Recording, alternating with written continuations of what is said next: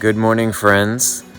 Today is the day of covering, Yom Kippur, the fast, and I'm here in the general vicinity of where the patriarch Yaakov, wrestled with the angel of Yahweh. And so I want to draw some parallels for you between the wrestling with the angel that Jacob did and the day of the fast. And there's one verse in particular. It's in Jeremiah 30, verse 7. It says, "Alas, for the day of Yahweh is great, so that there is none like it. And it is a time of Jacob's trouble, but he shall be saved out of it." This is a reference to the time of Jacob's trouble. A lot of people use this as a reference to the day of Yahweh, the great day, the day of judgment, which I believe is on Yom Kippur.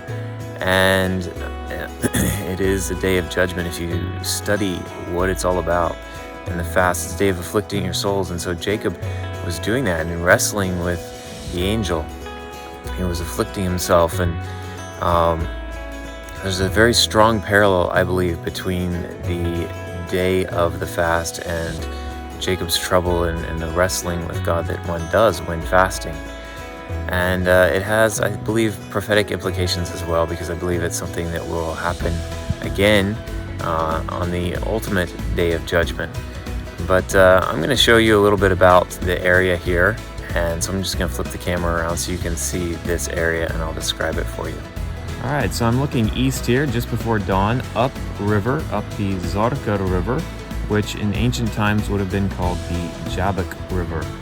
And so this would have been the valley that Jacob would have been coming down as he left Laban in the Torah in Genesis 32 and traveled to his home country across the Jordan River. And so on one of these hillsides here is where he would have wrestled with the angel. Now I want to talk to you about this very special location. You'll note that the river curves around this hill on the opposite side of the river from me. This is a location that is a potential candidate for Penuel. All right, if you note at the top there, you'll see a pile of stones. That pile of stones could have been a tower at one point. We know that Gideon came through here in the book of Judges and demolished a tower, and that could be the ruins of it, or maybe it was rebuilt and it's a later tower. But notice how the river curves around that first hill and then curves to the south here and curves around this second hill. The second hill has more extensive ruins. It was a larger city at one point. Behind it, you'll note that there's a valley. That valley goes on up to the city of Amman. And so this would have been a very important strategic stronghold.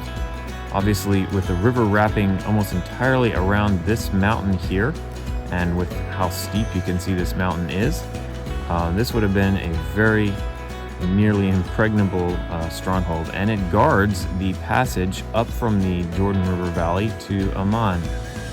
And so this place being a candidate for what is called Mahanaim.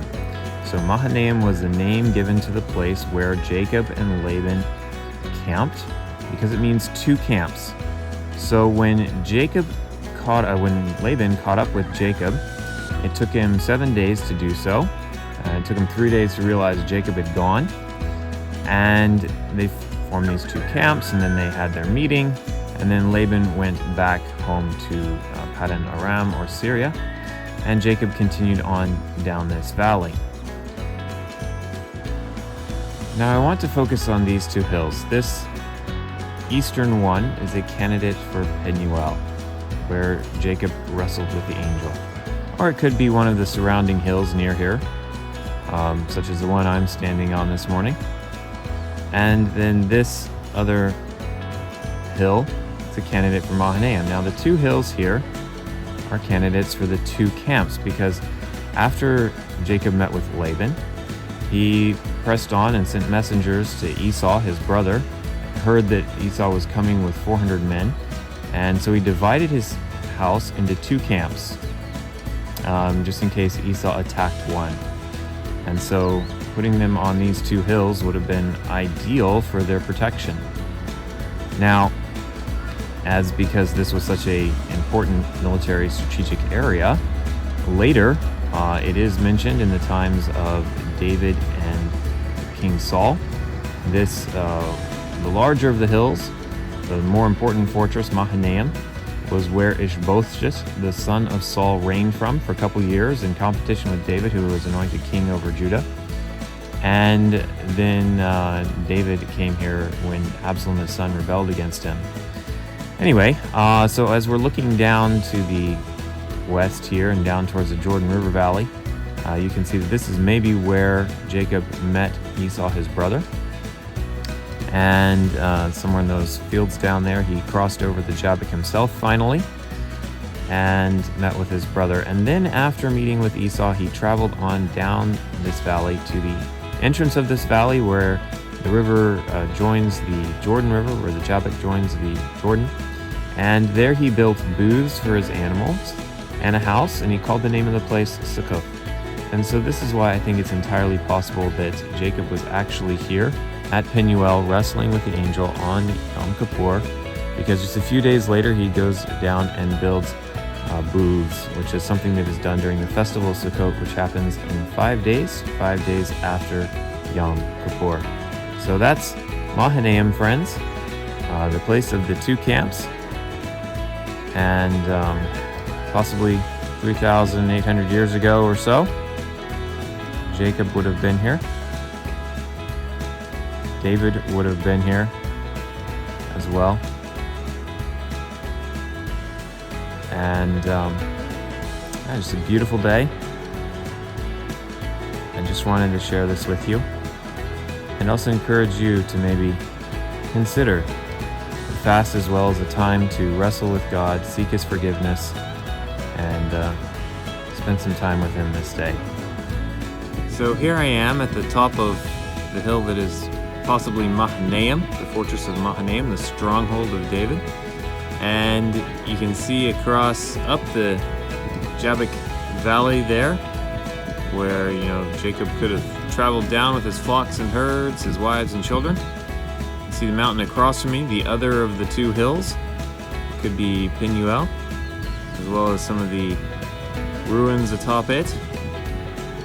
And then panning to the left, to the north, across on that hillside is where I was just an hour ago. And panning on down the Jabbok River, known as the Zarqa today, you can see a mountain across the Jordan River there in the hill country of Ephraim. It's currently the west bank. And then let's continue panning around to the south now. You can see that this hill just drops off very quickly into the valley below it, and that these other valleys that I'm looking at now head on up to Amman. Just making a full 360 here. Back upriver to the other of the 2 camps. So my friends, Jacob might not have been wrestling with the angel on Yom Kippur, but the symbology and the lessons to be learned from that day and from his wrestling with the angel and afflicting one's souls and fasting are very important as we prepare for the day of judgment and the soon coming return of Yeshua HaMashiach, Isa Amasi, the Prince of Peace. My friends, there's more you can find out about the day of covering Yom Kippur on my channel, so subscribe and check those videos out, and I encourage you to join me in the remainder of this fast today. Salam and Shalom.